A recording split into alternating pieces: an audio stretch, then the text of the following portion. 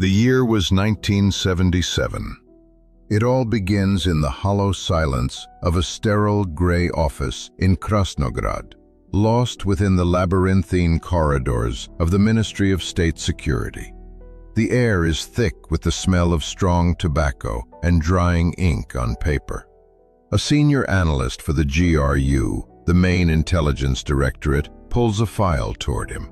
The file is deceptively thin, almost empty. It contains no ciphers, no invasion plans. Just a handful of grainy black and white photos and a dry, single-page report from a source operating near a remote American test range. The analyst, a man who has dedicated 20 years of his life to studying the armored potential of the Atlantic Alliance, locks his gaze on the first photograph. It's a T-62. His T-62, the steel symbol of Soviet superiority, the very machine that rolled into Budapest 9 years earlier. But the tank in the picture is unrecognizable.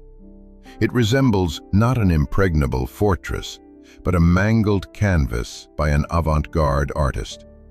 The turret is nearly torn from its ring. The frontal armor plate, a complex, sloped structure of high-strength steel designed to withstand the best shells of the Atlantic Treaty Organization, ATO, isn't pierced. It's pulverized. He feels an icy knot form in his stomach. This isn't the neat hole of a heat round, not the ragged crater from a guided missile. This is something else entirely. A violation. His fingers reach for the next photo, a close-up. The damage is a chaotic pockmarking of hundreds of small, ragged holes. The armor wasn't just penetrated. It was shredded, torn away in chunks, as if someone had scraped it off a tin can with a knife. The dry lines of the report stated that a new air-to-ground weapons system was involved in the test. The analyst picks up the heavy Bakelite receiver. The hand gripping it does not tremble, but a hurricane rages in his mind. No known cannon could do this. Not a 30mm, not even a 50mm. The very laws of physics rebelled against what he was seeing. To achieve such a density of fire would require an entire battalion of guns firing with unimaginable synchronicity. To chew through armor like that, each projectile would have to carry the energy of a small car. It was impossible. A phantom. A few hours later, the thin file lay at the center of a table in a briefing room at the headquarters of the Military Industrial Commission. The mood in the air was not panic, but something worse. A cold, analytical bewilderment. Gray-haired generals and grim-faced engineers, the finest minds of the Soviet defense complex, passed the photographs from hand to hand like evidence from an unthinkable crime scene. And each one saw the same thing: irrefutable proof of the impossible. They cross-referenced what they saw with every known project of the Atlantic Treaty Organization, ATO. Nothing. Not a single file, not one development program provided an answer. It was in this silence, this collective quiet, that true fear was born. Not the deafening shock of a sudden blow, but the chilling, creeping horror of facing the unknown. This wasn't about one unfortunate tank. This file called into question the entire military doctrine of the Soviet bloc.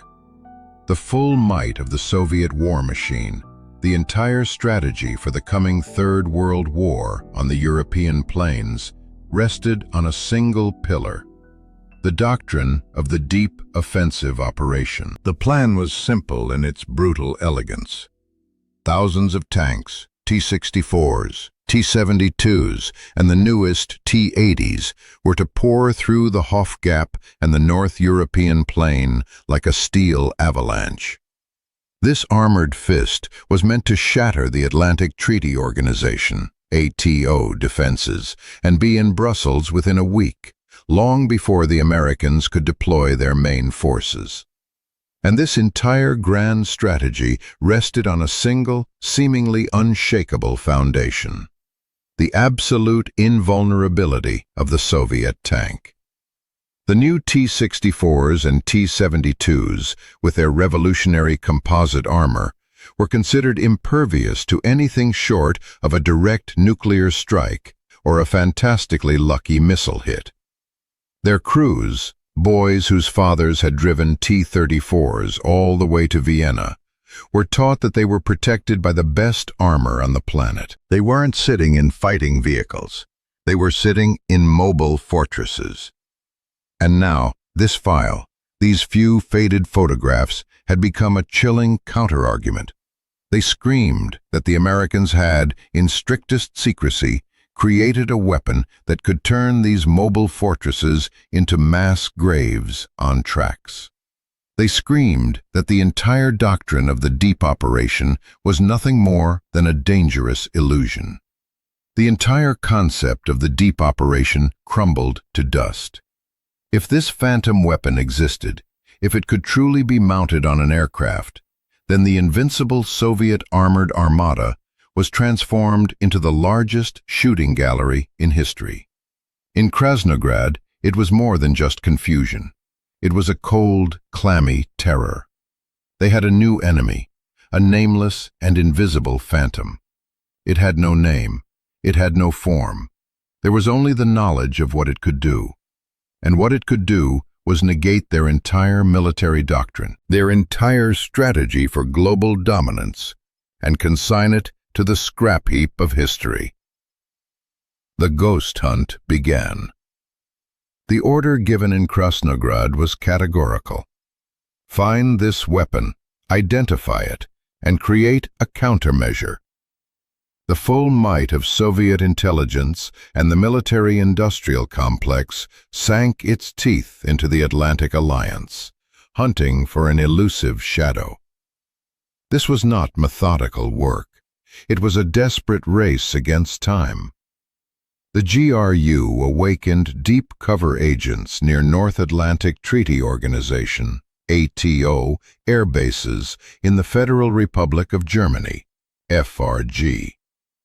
Line X of the KGB, the unit specializing in stealing Western technology, was given virtually unlimited resources. But the initial attempts yielded nothing but informational noise and fleeting shadows. Soviet radar operators, from the coast of the North Sea to the Iron Curtain itself, received new directives. They pushed the sensitivity of their equipment to the limit, staring at their screens for any anomalous signal, any silhouette that didn't fit the catalogs of ATO hardware. And they found ghosts, dozens of them. Screens flared with anomalous blips, a target too slow for a jet, but too fast for a helicopter, moving at treetop level. But by the time a MiG-21 roared into the sky to intercept, the air was pristine. The objects simply vanished, dissolving into thin air and leaving behind only bewildered pilots and reports filled with contradictory data. Paranoia, seeping into the troops, began to spawn legends. In the tank divisions stationed in the German Democratic Republic, GDR, the photos of the mangled T-62s were passed from hand to hand, becoming part of a grim soldier's folklore. Tankers who had spent their lives training to fight American M60 Pattons or German Leopard 1s now cast superstitious glances at the sky. They were taught to face a threat they could see, an enemy tank, an anti-tank missile team. But how do you fight something that can incinerate a crew of 3 before they even hear the sound of its approach? The Phantom had no official name, so the soldiers, driven by their own fear, gave it their own. Some called it for the surgical, chilling precision of its strike from above. Others, more grimly, called it looking at the wide, ragged scars it left on armor. Soviet scientific and technical committees were in no less turmoil, though they hid their confusion behind a veneer of strict methodology. Emergency commissions convened at the Chelyabinsk tank plant, birthplace of the T-72, and at the Kirov plant, where the armor for the T-64 was forged.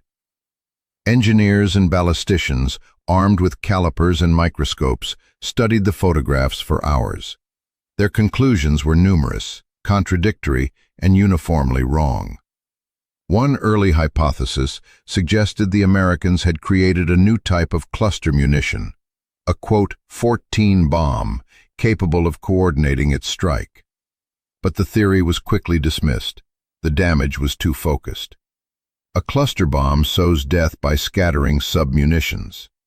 This weapon concentrated it on a single point. It was a singular, monstrous vector of attack. Another, more popular theory pointed to a new type of rapid-fire cannon. The Soviets themselves were masters of automatic cannons. Their 30mm guns commanded respect. But calculations based on the entry holes led to an absurd conclusion. To achieve such an effect would require a weapon of at least 100mm caliber, capable of firing at a rate of thousands of rounds per minute. A weapon of such dimensions could not be mounted on any existing aircraft.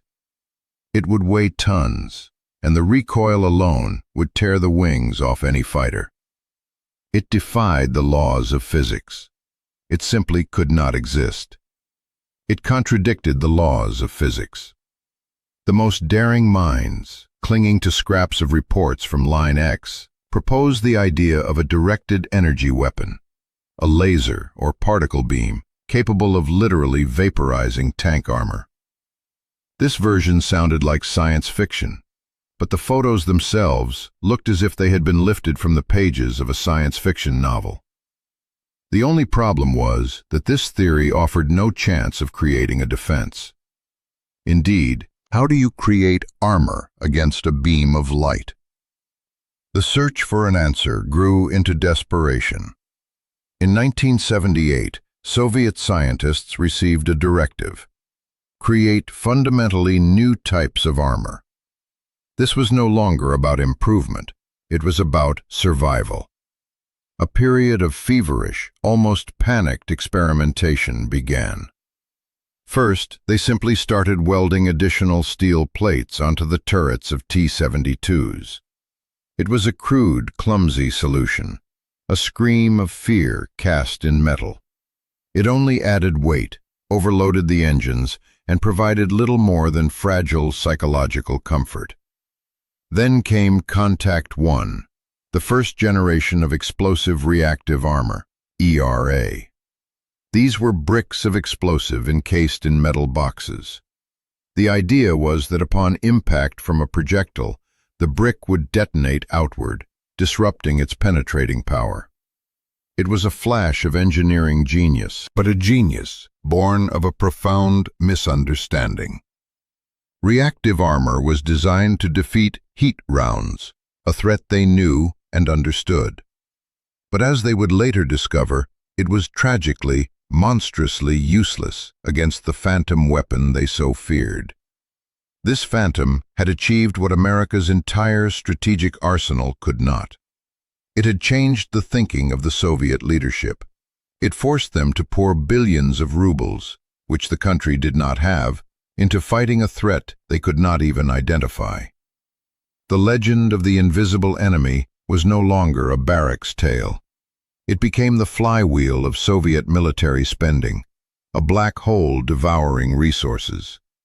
And all of this was based on a few grainy photos and a report that defied physics itself. The Soviet Union had officially declared a hunt for a ghost, and the ghost was winning. While the Soviet High Command wandered the ghostly corridors of the Citadel, the phantom was taking on flesh and blood under the relentless, searing sun of the Mojave Desert. There was no mystery here. There was a problem. And there was a very American solution. The camera pans. The late 1960s. The setting is not Krasnograd, but Arlington, Virginia, in the buzzing, information-dense offices of the Department of Defense. And the problem is not a stack of blurry photos, but a map. A map of the European plain, covered in blood-red arrows that made the blood run cold. These arrows symbolize the countless divisions of the Warsaw Pact. The numbers weren't just frightening, they were paralyzing. The North Atlantic Treaty Organization, ATO, was outnumbered 3-1 in tanks and 5-1 in artillery. And the Soviet doctrine of the deep offensive operation was no secret. They openly boasted about it. For years, America's answer to this overwhelming force was chillingly simple: tactical nuclear weapons. If the red tide poured across the border, the plan was to turn the Federal Republic of Germany into a scorched, radioactive wasteland. But in the age of mutually assured destruction, this was a suicidal bluff, a card that could not be played. A new, conventional solution was needed. The task was given to the U.S. Air Force. How do you stop thousands of T-55 and T-62 tanks? The Air Force's initial response was predictable and arrogant: speed. They proposed the F-100 Super Sabre and the F-4 Phantom II, supersonic, high-tech interceptors. Sleek and expensive, they were marvels of engineering and utterly useless for this dirty job. A pilot hurtling along at 500 miles per hour at 10,000 feet cannot physically track a tank camouflaged in a forest. It was a mission pilots despised, they'd say through clenched teeth. But amidst this chorus celebrating speed, one quiet but confident voice emerged. The voice of a civilian analyst at the Department of Defense named Pierre Sprey. He argued that the answer was not in speed, but in its complete rejection. What was needed was an aircraft built for a single purpose: slow, simple as a hammer, and nearly indestructible. What was needed was a soldier's plane, tough, rugged, and incredibly resilient. A plane that could fly at extremely low altitudes, loiter over the battlefield for hours, survive horrific damage, and crack open tanks like tin cans. Thus, the AX program was born, an open competition to create the perfect close air support aircraft. Northrop submitted its YA-9. The competitor, Fairchild Republic, a company with a rich heritage of building workhorses like the P-47 Thunderbolt, proposed the YA-10. And it was here that American engineering turned everything on its head. Soviet analysts, trying to solve the puzzle, had reached a logical conclusion. The Americans built a plane and then tried to cram an oversized cannon into it. They could not have been more wrong. Fairchild Republic didn't build a plane with a cannon. It built a cannon and then designed a flying armored fortress around it. The gun was the starting point. It was named the GAU-8 Avenger. It was, and remains, one of the most powerful aircraft cannons in human history. A 7-barreled, hydraulically driven Gatling-style monster, it was the size of a small car. Fully loaded, it weighed over 2 tons. The Soviet engineers' calculations were wrong. This cannon was even bigger than they could have imagined. It fired 30-millimeter shells, but what shells they were! Each was the size of a milk bottle and weighed nearly a pound. But the true secret was in the ammunition. This was not just steel. The primary armor-piercing round was the PGU-14B, its core made not of steel or tungsten, but of depleted uranium. This metal, a byproduct of the nuclear industry, possessed 2 unique and truly terrifying properties. First, its density is 1.7 times that of lead, giving the projectile an incredible crushing kinetic energy. It didn't melt through armor. it smashed its way through. Second, it was pyrophoric. The moment it collided with a tank's armor, friction heated the uranium core to unimaginable temperatures. It didn't just penetrate the barrier, it exploded, ignited, and unleashed a fiery rain of self-igniting, molten metal fragments inside the turret. This effect was the cause of those shredded damages in the photographs. This is what defeated composite armor. A depleted uranium round didn't care about the angle of the armor or how many complex layers it had. It simply tore through with the force of pure, relentless physics, and then set the very air inside the tank on fire. Now, Fairchild Republic just had to make this cannon fly. The plane they built, the A-10 Thunderbolt II, affectionately nicknamed the "29", was the antithesis of a sleek fighter.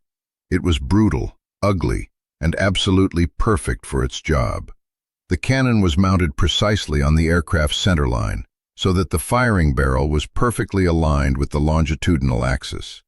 The recoil was colossal, over 10,000 pounds of force, exceeding the thrust of one of its engines. Had the gun been offset even slightly, the plane would have been thrown into a spin with every burst. Everything else in its design was subordinated to survival. The pilot, the sole crew member, sat in a literal bathtub of titanium armor, capable of withstanding a direct hit from a Soviet 23mm anti-aircraft shell. The two General Electric engines were mounted high on the tail, shielded from ground fire by the wings and stabilizers. The wings themselves, long and straight, not swept, allowed the A-10 to fly slowly, to circle its prey, to make sharp turns, and to hunt. And the redundancy of its systems was almost paranoid. Two main hydraulic systems and a third backup mechanical cable system. It could fly on one engine, with one tail fin, even with half a wing torn off. This was the Phantom. This was the Devil's Scythe.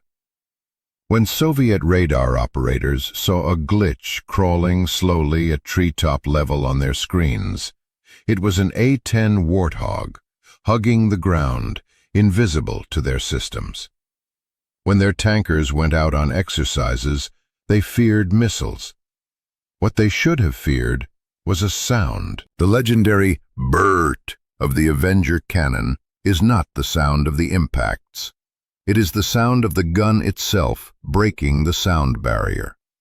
It is the sound of 4,200 depleted uranium core shells leaving its barrels every minute. Those horrific wounds in the photographs were not the result of long, painstaking work. This was the work of a butcher, a 2-second burst. While Soviet strategists were building complex theories, the Americans had forged a tool, a perfect, singular, terrifying tool for one purpose and one purpose only: the extermination of Soviet tanks. The wall of secrecy could not hold forever. By the late 70s, the Phantom had a name, though the first reports were met with laughter and dismissed as absurd. But in 1977, the U.S. Air Force officially adopted a new attack aircraft. It was not a sleek and swift interceptor, not a high-altitude strategic bomber that inspired awe. In the eyes of Soviet observers, it was an ugly joke. Clumsy and slow, it bore the name A-10 Thunderbolt II. In Krasnograd, the initial analysis was steeped in contempt. Straight wings, like an aircraft from a bygone era. Non-afterburning turbofan engines that gave it a top speed barely exceeding that of a World War II piston fighter. This was not a weapon to be feared. It was a symptom of American decline, the death throes of their engineering prowess. And then the reports from Line X began to arrive. And they weren't about the plane. They were about the gun. The shock did not come in the flash of an explosion on a battlefield. It happened in the sterile silence of a briefing room, illuminated by cold fluorescent light as a KGB analyst clicked to the next slide on the screen. On the slide were the technical specifications of the GAU-8 Avenger. The generals in the room froze, their eyes fixed on the screen. In the ensuing silence, the numbers seemed impossible. A 7-barreled rotary cannon, weight 1,828 kilograms, rate of fire 4,200 rounds per minute, and the projectile 30 millimeters, with a core made from a metal they themselves used only in nuclear reactors. Depleted uranium. The blood drained from their faces. Someone swallowed hard. In an instant, all the flawed conclusions, all the elegant theories about lasers and smart bombs evaporated into dust. All those hazy reports now had a physical form. It was a cannon so unimaginably huge, so brutally simple in its concept, that they had dismissed its possibility as physically impossible. The Americans hadn't broken the laws of physics. They had simply used an equation of a completely different magnitude. But the real horror lay in the ammunition. The Soviet engineers, the very men who designed the composite armor of the T-72, understood it first. Their faces turned to stone. They had spent a decade creating defenses against shaped charges, against the missiles of the North Atlantic Treaty Organization, ATO. They had just deployed Contact 1 reactive armor, the explosive bricks that were supposed to save their tanks. But this wasn't chemistry. This was pure kinetics. A slug of super-dense metal traveling at over 1 kilometer per second. Their ERA bricks wouldn't deflect it. It would tear through the brick, the explosion, and the main armor behind it as if it were cardboard. And the pyrophoric nature of uranium meant that in the next instant, the tank's fighting compartment would be filled with a fiery hell hot enough to melt steel.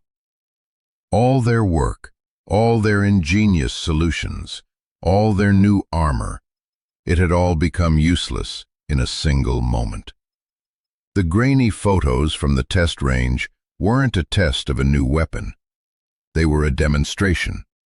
That unbelievable destruction was the result of a mere 2-second pull of the trigger on this flying cannon. The Soviet war machine did the only thing it knew how to do. It reacted. A new, panicked directive was issued. The phantom was real, and now they called it by its familiar, fearful name, the A-10 Warthog.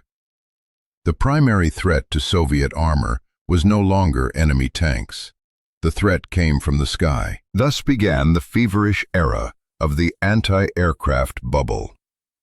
The Soviets had a formidable weapon, the ZSU-23-4 Shilka, a radar-guided, self-propelled anti-aircraft gun. But its 23mm shells now seemed like mosquito bites. They would simply bounce off the titanium bathtub protecting the A-10 pilot. A replacement was needed, and it was needed yesterday. So, in haste and fear, the 2K-22 Tunguska was born. It was a weapon born of pure terror, a hybrid monster bristling with both radar-guided 30mm cannons and a new generation of surface-to-air missiles. In a desperate bid to create a mobile shield capable of countering the A-10, the Soviet command deployed new anti-aircraft systems like the Shilka and Tunguska, armed with rapid-fire cannons and surface-to-air missiles. Simultaneously, tank divisions were hastily saturated with man-portable, heat-seeking missile systems, the Strela and Igla. The new doctrine demanded that a dense, multi-layered dome of fire be erected over every tank column, aimed at the sky. It was a grandiose, ruinously expensive measure that proved useless before it was even born. The Americans were once again a step ahead. The A-10's designers had anticipated such a response. They shielded the engines from heat-seeking missiles and encased the pilot in a titanium impervious to anti-aircraft cannons. And, in a bitter irony for Soviet strategists, they gave the A-10 another weapon. For its initial strike, it didn't even need its cannon. It could stay 5 miles from the target, completely outside the range of a Shilka or Tunguska, and launch an AGM-65 Maverick missile. This was a fire-and-forget television-guided missile that would plunge into a tank's vulnerable top armor. First, the Warthog would burn out the air defenses. Then it would enter the zone, low, slow, and unopposed. It would enter to bring its cannon to bear, to unleash, quote, 52 upon the enemy. The Soviets had built a defense against the wrong weapon. The A-10 wasn't just a plane with a gun. It was a system that had them in strategic checkmate before the first shot of a new war was even fired. But the decisive battle was never to be fought in the forests of the Federal Republic of Germany. The T-72 and the A-10 never clashed over the Hof Gap. For more than a decade, the A-10 remained the solution to a problem that, thankfully, never moved beyond the hypothetical. The Soviet generals who knew the truth about the GAU-8 Avenger saw it in their nightmares. The tankers who whispered about the devil's Scythe watched the skies with anxiety. But the Cold War, a war of ghosts and shadows, remained cold. Until it didn't. The year was 1991. The stage was not the green plains of Europe, but the flat, featureless deserts of Saudi Arabia and the Republic of Mesopotamia. It was here that the verdict was delivered. It was here, before the eyes of the world and not in secret dossiers, that its bloody statistics were written, in the fires of Operation Desert Storm. The Iraqi army, the 4th largest in the world, was a perfect mirror of the Soviet military, built on its equipment, tactics, and doctrine. It possessed thousands of Soviet-made tanks, T-72s, T-62s, and T-55s. This was the very armada the A-10 was designed from its first blueprint to destroy. For the Warthog pilots, it was a target-rich environment. It was their final exam. And the result was not a battle. It was an autopsy. During the war, A-10s flew more than 8,100 sorties. They dropped 311.5 tons of bombs. They fired 940,000 rounds of 30mm ammunition. That was the sound of, quote, that echoed across the desert for 40 straight days. Here is the verdict. Here are the bloody statistics. In that short war, A-10s were officially credited with the destruction of 987 tanks, the vast majority Soviet-made, 1,355 other armored fighting vehicles, and 1,136 artillery pieces. Consider those numbers again. In just 1 month, a single type of aircraft, ugly, slow, and awkward, methodically wiped an entire Soviet-style armored army off the face of the earth. The testimonies of Iraqi tankers, many of whom were hardened veterans of the long war with Iran, became a horrifying echo of what Soviet analysts had feared back in '77.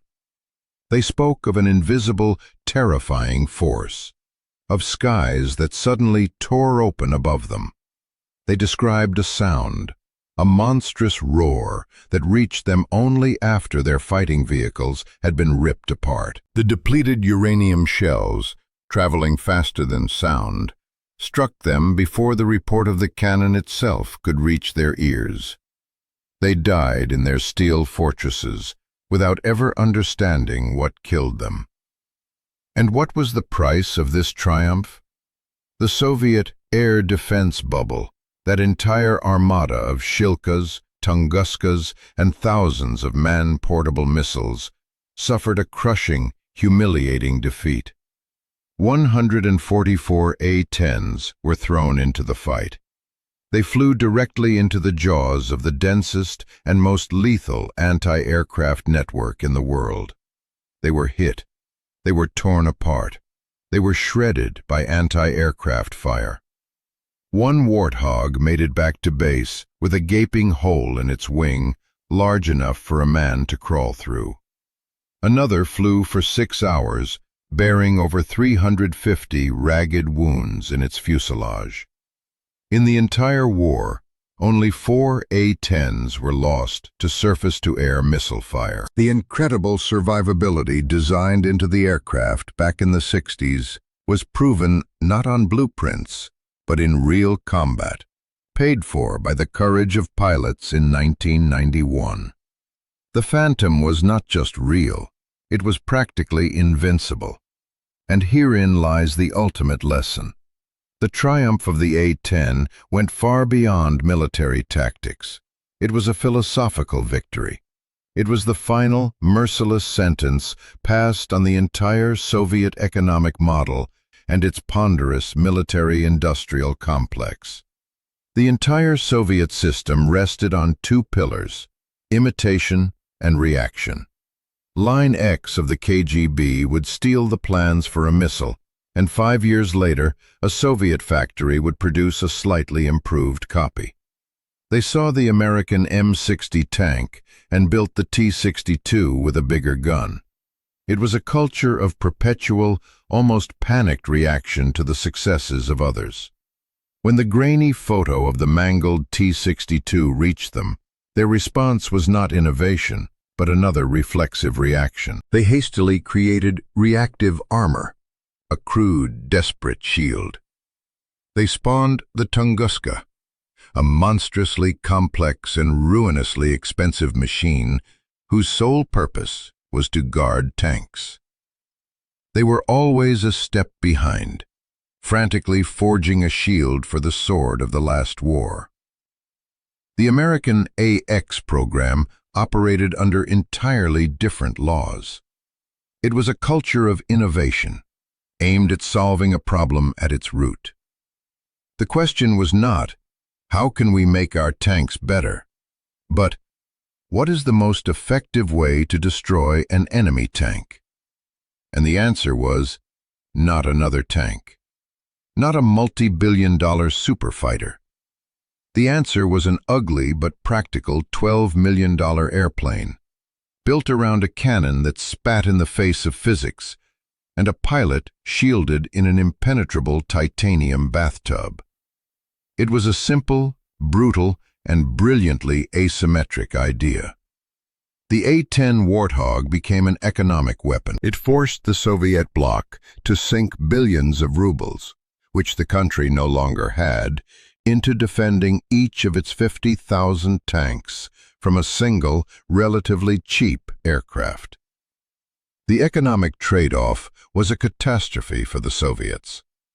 They spent more on a single countermeasure, the Tunguska, than the Americans spent to create the threat itself, the A-10.